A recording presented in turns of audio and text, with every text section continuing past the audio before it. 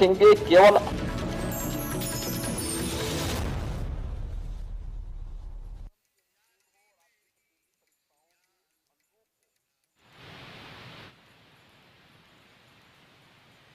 होगा, लेकिन उसकी भी सीमा होनी चाहिए।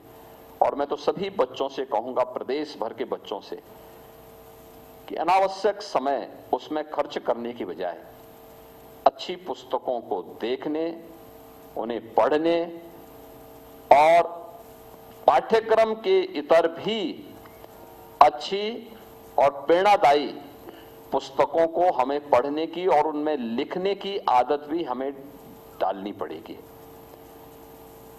अगर हम करेंगे तो इसका लाभ हमें जरूर होगा।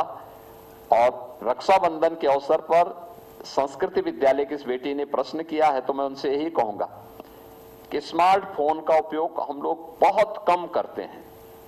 मुझे लगता है कि मुझ जैसा व्यक्ति तो आधा घंटा बामुश्किल से, वह भी राज्य से जुड़े हुए किसी महत्वपूर्ण प्रसंग को लेकर के कोई महत्वपूर्ण मुद्दा हो तो उसके लिए हम उसका उपयोग करते हैं, अन्यथा नहीं करते, एकदम नहीं करते। क्योंकि मुझे मालूम है कि वो मेरे समय को, ज्यादा समय मेरा खराब करेगा और मुझे फिर अन्य मुद्दों पर, प्रदेश के विभिन्न जो मुद्दे होते हैं जिनको लेकर के हमें निरंतर कार्य करना होता है, इन मुद्दों से मेरे उस समय को वह खराब करेगा। इसलिए उससे हम लोग दूरी बना के रखते हैं। लेकिन मैं मानता हूं कि मुझसे ज्यादा दूरी आपको बना देनी चाहिए और अपने पाठ्यक्रम पर पूरा कंसंट्रेट करना होगा और अपने मन और मस्तिष्क को खुले रख करके जहां भी अच्छा मिलता हो, पाठ्यक्रम की दृष्टि से, आपके फ्यूचर की दृष्टि से, उस ज्ञान को लेने का प्रयास करना चाहिए। बहुत बहुत आभार माननीय मुख्यमंत्री जी।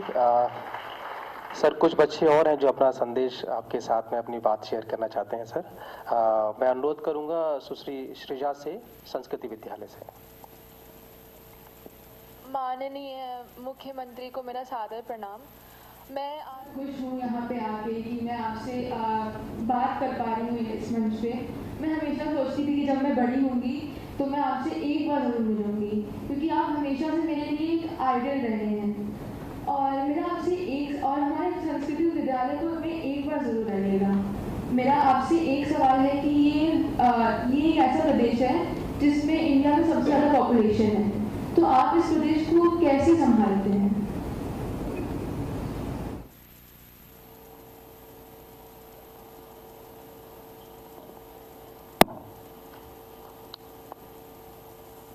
इस बेटी ने बहुत अच्छा प्रश्न किया है। उत्तर प्रदेश भारत की आबादी का सबसे बड़ा प्रदेश है। 25 करोड़ से अधिक आबादी यहां रहती है। लेकिन ये आबादी हमारे लिए चुनौती नहीं है। ये यूपी की संभावनाओं को आगे बढ़ाने का एक हमारे लिए बहुत महत्वपूर्ण माध्यम है। जो लोग इस आबादी को चुनौती मानते थे, उन्होंने यूपी को बीमारू कर दिया था। हमने इसको अपनी डेमोग्राफिक डिविडेंड के साथ जोड़ा है। स्केल है तो उसकी स्किलिंग के लिए भी प्लेटफॉर्म दिया गया। स्किलिंग है तो स्किलिंग को एम्प्लॉयमेंट के साथ जोड़ने का प्रयास किया गया। एम्प्लॉयमेंट है तो उसको यूपी के डेवलपमेंट के साथ आगे बढ़ाने का काम किया गया। यूपी के इंफ्रास्ट्रक्चर को और मजबूत करने की तरफ उसको आगे बढ़ाया गया। परिणाम आ गया। इतनी बड़ी आबादी जब एक साथ चलती है, एक साथ सोचती है, तो उसके परिणाम आएंगे। आज परिणाम क्या है? अब यूपी बीमारू नहीं है।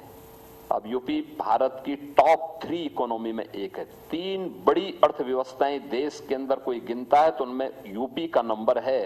आज से 9 वर्ष पहले ये देश की बॉटम 3 में आता था, यानी सबसे पिछड़े राज्यों में यूपी जाना जाता था। आज देश के सबसे प्रगतिशील राज्यों में किसी की गिनती होती तो यूपी की गिनती होती है। तो ये इसी 25 करोड़ लोगों को एक साथ लेकर के चलने, उनकी सुरक्षा, उनके सम्मान, उनके स्वावलंबन को जब एक साथ सरकार ने शुद्ध नियत के साथ, स्पष्ट नीति के साथ आगे बढ़ाया है तो परिणाम हमारे सामने आया है। और मैं आप सबसे भी यही कहूंगा कि शुद्ध नियत होनी चाहिए, आपका टारगेट स्पष्ट होना चाहिए। क्या टारगेट है? परिणाम जरूर प्राप्त होगा, वैसे ही जैसे यूपी को प्राप्त हो रहा है, यूपी को प्राप्त हुआ है। अगला नंबर है अटल आवासीय से अग्रिमा का। अग्रिमा अटल आवासीय। जय हिंद सर। सर मेरा नाम अग्रिमा है, मैं कक्षा 6 की छात्रा हूँ। सर मैं अटल आवासीय विद्यालय से हूँ। सर आपको रक्षाबंधन की हार्दिक शुभकामनाएं। Thank you. सर मैं आपके साथ एक फोटो लेना चाहती हूँ और अपने पूरे स्कूल ग्रुप के साथ। ठीक है अग्रिमा, आपका फोटो हो जाएगा। अगला नाम है माही। देखिए, अटल आवासीय विद्यालय वे विद्यालय हैं जो प्रधानमंत्री मोदी जी की प्रेरणा से हमारी सरकार ने उन बच्चों के लिए प्रारंभ किया है जिनके अभिभावक निर्माण श्रमिक हैं, क्योंकि उनके माता पिता वर्ष भर एक प्रकार से अलग अलग जगहों पर घूमते रहते हैं, कार्यों में लगे रहते हैं। बच्चे पढ़ नहीं पाते थे। हमने 18 ऐसे विद्यालय यूपी में प्रारंभ करवाए और मुझे बहुत प्रसन्नता है। अटल आवासीय विद्यालय इस समय बहुत अच्छा काम कर रहा है, अच्छा काम कर रहा है। उन्हीं में ये बच्चे हैं जो इस समय यहां पर बोल रहे हैं। तो एक बेटी ने अभी प्रश्न किया, दूसरी बेटी और बोल रही है।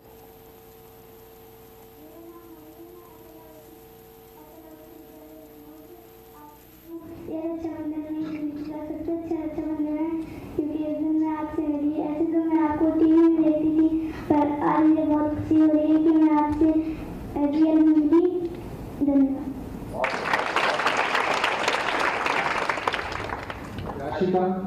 याशिका एपी सेंस, वो बीच में बची है।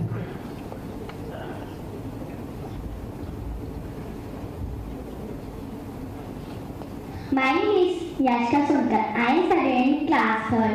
My school name is SSIS Inter College. मैंने आपको बहुत बार टीवी में देखा है, आज मैं आपको रियल में देख रही हूँ, फेस टू फेस बात करना चाहती हूँ। ये है कि मुझे अपने पूरे ग्रुप के साथ फोटो खिंचवाना है। जय हिंद, जय भारत। एलपीएस से अनंशी प्रिया।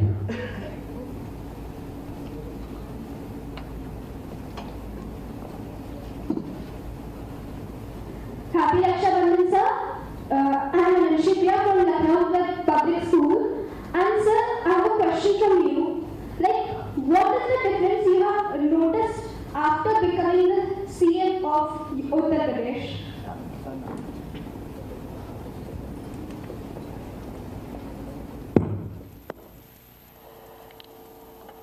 यही परिवर्तन है जो हम लोगों ने आज यहां पर देखा है। 2017 के पहले बेटियां इस रूप में, इसने इतने सुरक्षित और उन्मुक्त वातावरण में मुख्यमंत्री के साथ पहले बात नहीं कर सकती थी, मिल नहीं सकती थी, वहां तक पहुंच नहीं सकती थी। आज देखिए इतनी सारी बेटियां एक साथ यहां पर आई हैं, न सुरक्षा का भय है और न ही किसी प्रकार के कोई प्रोटोकॉल का कोई भय। सब आ रही हैं, अपना प्रश्न कर रही हैं, अपने स्कूल जा रही हैं। इससे पहले 2017 के पहले एक संकट था, बेटी स्कूल नहीं जा पाती थी। अभिभावक या तो बेटी को स्कूल भेजना बंद कर दिए थे या घर के बाहर, सुदूर प्रदेश के बाहर किसी हॉस्टल में रखते थे। परिणाम क्या होता था? जब बेटी को अपने अभिभावक का सबसे अधिक संरक्षण मिलना चाहिए, उस समय वह हॉस्टल में या दूर रहने के लिए मजबूर होती थी। आज मुझे बहुत अच्छा लगता है जब यूपी की बेटियां सुरक्षित हैं, उनका सम्मान हो रहा है और यूपी की बेटियां स्वावलंबन के साथ आगे बढ़ करके जीवन के प्रत्येक क्षेत्र में प्रदेश को और देश को आगे बढ़ाने में अपना योगदान दे रही हैं। ये बहुत बड़ा कार्य आज के दिन पे हो रहा है और हम लोगों ने भी इसकी व्यवस्था सुनिश्चित की कि बेटी के जन्म लेने से लेकर के उसके स्नातक तक की पढ़ाई के लिए मुख्यमंत्री कन्या सुमंगला योजना, बेटी शादी योग्य होती है तो उसके लिए मुख्यमंत्री सामूहिक विवाह की योजना, बेटी कॉलेजेस में पढ़ रही है, स्कूल में पढ़ रही है तो उसके लिए स्कॉलरशिप की व्यवस्था, और अभी तो स्नातक की हम बेटियों के लिए, जो मेधावी बेटियां हैं, एक स्वस्थ प्रतिस्पर्धा को आगे बढ़ाने के लिए ऐसी 50,000 बेटियों को हम स्कूटी भी प्रदान करने जा रहे हैं। जो बेटियां प्रदेश के अंदर, अब बेटी किसी से कम नहीं। अब यूपी पुलिस में भी हम लोगों ने, जब हम लोग आए नहीं थे यानी 17 के पहले, यूपी पुलिस में मात्र 10,000 महिलाएं पुलिसकर्मी थी। आज उनकी संख्या 45,000 हो गई है और बहुत जल्दी ये 50,000 होने जा रही है। ये परिवर्तन है। परिणाम है हर एक क्षेत्र में बेटियां आज आगे बढ़ रही हैं और यूपी उसका परिणाम है कि तेजी के साथ आगे बढ़ रहा है। जो मैंने पहले कहा, बीमारू नहीं, अब यूपी भारत की इकोनॉमी का एक ग्रोथ इंजन बनकर के आगे बढ़ा है। यही परिवर्तन है। अंतिम बच्ची है सुकैना एलपीएस से।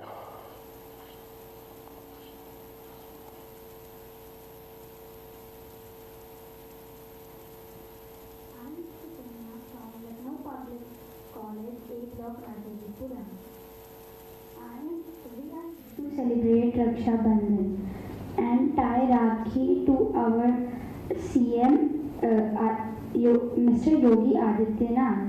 So we really respect you. So please keep showering your blessing to us. Thank you. ये संवाद कार्यक्रम आप लोगों के बीच में था।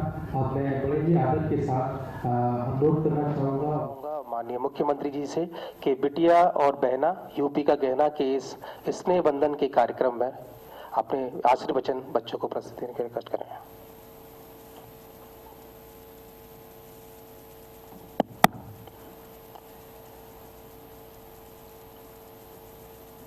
सबसे पहले आप सभी को और पूरे प्रदेश भर के सभी नागरिकों को, सभी बहनों और सभी भाइयों को मैं रक्षाबंधन की हृदय से बधाई देता हूं। ये केवल एक पर्व मात्र नहीं है,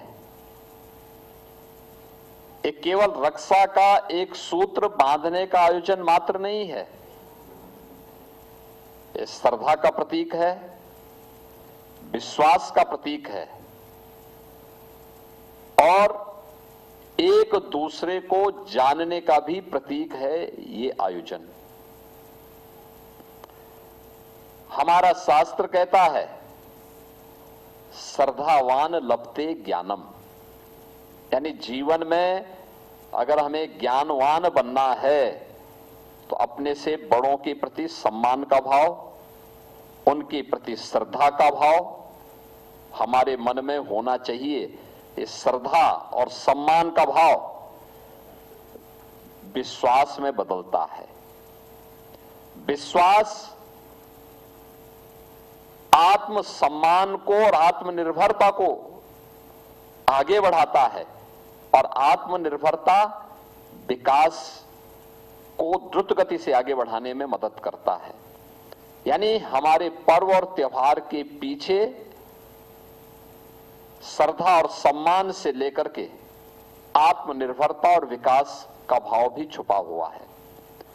आपने जो राखी मुझे बांधी, इसमें बहुत सारी बेटियां इसे अपने हाथ से बना के लेके आई, लेकिन बहुत सारे लोगों ने शहर से खरीदा होगा। जिन्होंने अपने हाथ से बनाई उनको भी रॉ मटेरियल मार्केट से लेना पड़ा होगा, और रॉ मटेरियल भी किसी कारीगर ने, किसी हस्तशिल्पी ने तैयार किया होगा। जो राखी आप बाजार से खरीद के लेके आई, वह भी बाजार में किसी हस्तशिल्पी ने, किसी कारीगर ने उन्हें तैयार किया होगा। यानी ये कैसे चक्र एक दूसरे के साथ जुड़ा हुआ है। आपने उसको खरीदा, पैसा दुकानदार के माध्यम से उस कारीगर तक पहुंच गया। आप सोचो, आज प्रदेश में 15 करोड़ राखियां बन रही हैं। 15 करोड़ लोगों के हाथों में, बेटियों के हाथों में भी और भाइयों के हाथों में भी, भैया बहन के या आचार्य और शिष्य के, पुरोहित और यजमान के संबंधों को मजबूती से आगे बढ़ाने वाला ये आयोजन श्रद्धा और सम्मान के साथ साथ समाज के स्वावलंबन को भी आगे बढ़ाने का काम कर रहा है। यानी समाज का स्वावलंबन भी होगा, समाज का स्वावलंबन भी इसके साथ जुड़ा हुआ है, क्योंकि हमारा पैसा हमारे ही कारीगरों को मिल रहा है, हमारे ही हस्तशिल्पियों को मिल रहा है, और फिर वही पैसा मार्केट में आएगा तो विकास के साथ उसको जोड़ेगा। हर एक चीज एक दूसरे के साथ जुड़ी हुई है। यही है समाज के सुरक्षा का, सम्मान का और स्वावलंबन का पक्ष। और यूपी के अंदर मिशन शक्ति का कार्यक्रम बेटी की सुरक्षा, बेटी के सम्मान और बेटी के स्वावलंबन को समर्पित इसीलिए किया गया है। देखिए,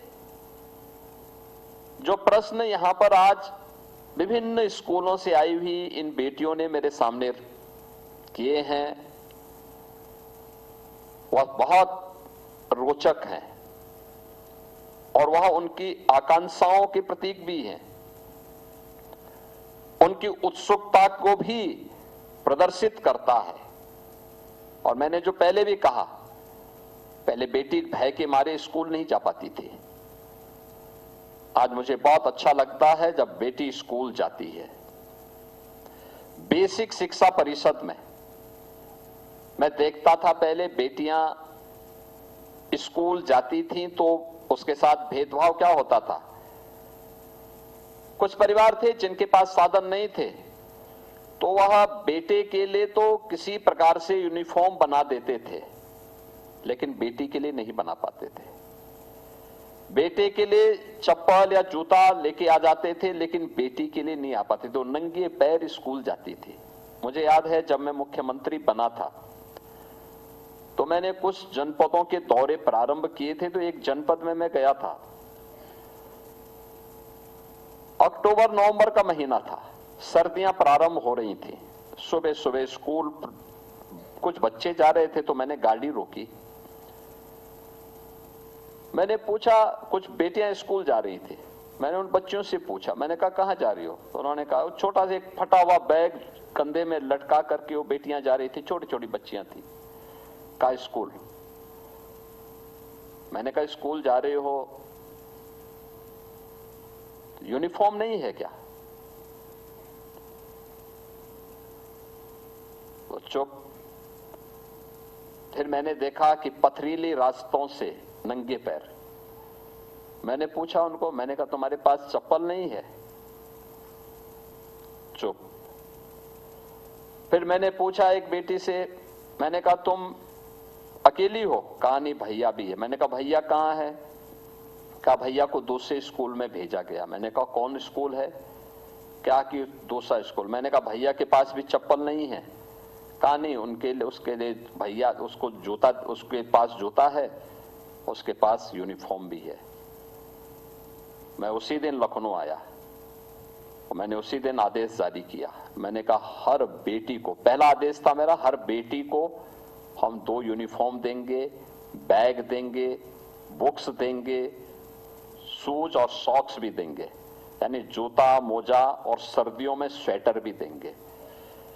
फिर मेरे मन में आया कि सभी बच्चे वहां पे बहुत वीकर सेक्शन के हैं, गरीब हैं।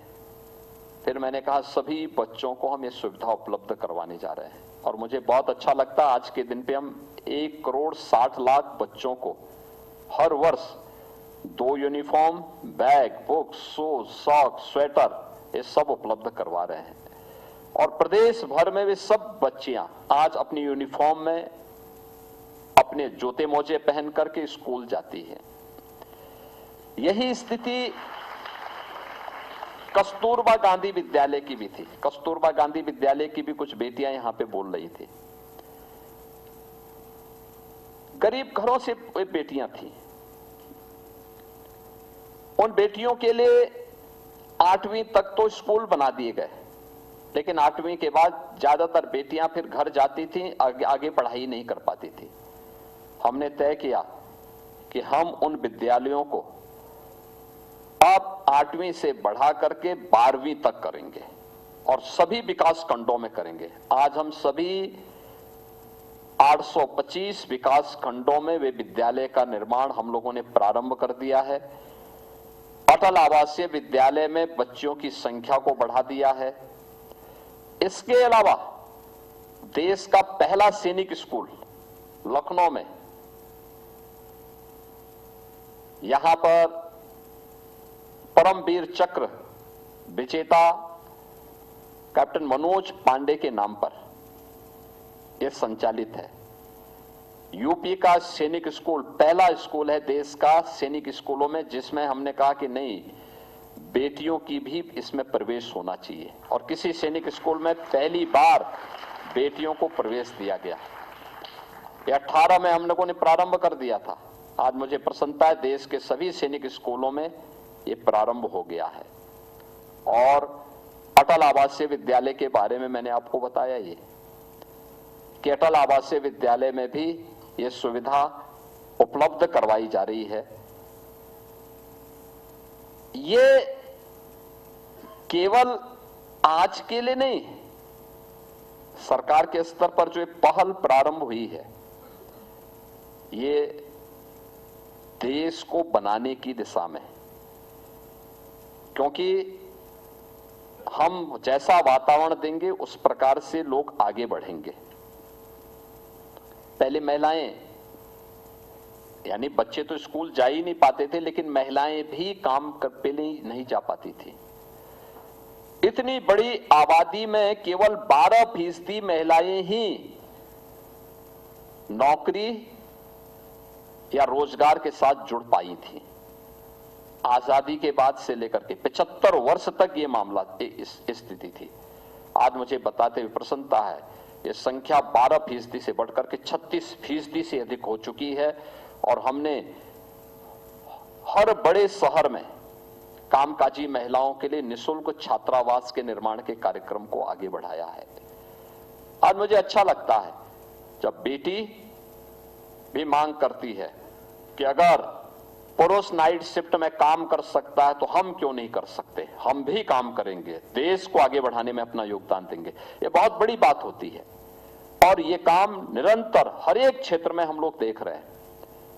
और रक्षाबंधन का आयोजन भी हम लोगों को उसी आत्मविश्वास से आगे बढ़ने के लिए प्रेरित कर रहा है जो एक परिवार का भाव होता है हम सबके पास। आज आप सभी बेटियां यहां पर आई हैं, मुझे बहुत प्रसन्नता है देख करके, सुन करके, आपकी जिज्ञासा को समझ करके, और मुझे आपसे मिल करके बहुत कुछ क्या चीजें आगे होनी है, कैसे हम अपने संस्थानों को आगे बढ़ा सकते हैं, इसको भी मुझे इससे एक नया बल भी इससे प्राप्त हुआ है। मैं आपका अभिनंदन करता हूं, आपको रक्षाबंधन की ढेर सारी बधाई देता हूं, अपनी शुभकामनाएं देता हूं, आपके यशस्वी जीवन की कामना भी करता हूं और विश्वास करता हूं कि आप अपनी मेहनत से, अपने परिश्रम से अपनी मंजिल को प्राप्त करने की दिशा में आगे बढ़ेंगे। मेरी शुभकामनाएं आपके साथ में हैं और ये डबल इंजन की सरकार पूरी मजबूती के साथ आप सभी बेटियों के साथ खड़ी है, आपको हर प्रकार का सहयोग करेंगे। आज देखिए, सरकार ने आधी आबादी के लिए निर्णय भी लिया है। 27, 28 और 29 अगस्त को 3 दिन के लिए उत्तर प्रदेश परिवहन निगम और उत्तर प्रदेश की नगरीय सेवा की जितनी भी हमारी बसें चलती हैं उनमें फ्री यात्रा, एक सह यात्री के साथ कोई भी बेटी, कोई भी बहन, कोई भी माता कर सकती है। कोई उससे किराया नहीं लिया जाएगा। यह सुविधा एक दी गई है। दूसरा, 29 के बाद 60 साल से ऊपर की हर माता को उत्तर प्रदेश परिवहन निगम की बस में फ्री में बस यात्रा की सुविधा प्रदान करने की भी हम लोगों ने एक व्यवस्था लागू कर दी, उसके आदेश जारी कर दिए हैं, वह भी अब लागू हो चुका है। तो अब तो जीवन का कोई क्षेत्र बचा ही नहीं जिसमें बेटियां आगे न बढ़ रही हों। और मैं आप सबसे कहूंगा कि देखो, प्रधानमंत्री जी ने अभी नारी शक्ति वंदन अधिनियम का विधेयक पारित किया है। आपने देखा होगा, वो बेटी हमारी जो है कस्तूरबा गांधी विद्यालय की कह रही थी कि मैं भी अब आगे सार्वजनिक जीवन में आऊंगी। मुझे लगता है कि ये अधिनियम पारित होकर के लागू हो जाए तो विधानसभा और लोकसभा यानी पंचायतों में तो पहले से ही है, लेकिन वहां पर भी इतनी प्रतिशत बेटियां जाएंगी और उनको भी एक प्लेटफॉर्म प्राप्त होगा। यानी कानून का पालन करना ही नहीं बल्कि कानून बनाने वाली टेबल पे आप बैठेंगे। ये एक विश्वास के साथ हम कह सकते हैं कि भारत उधर बढ़ रहा है।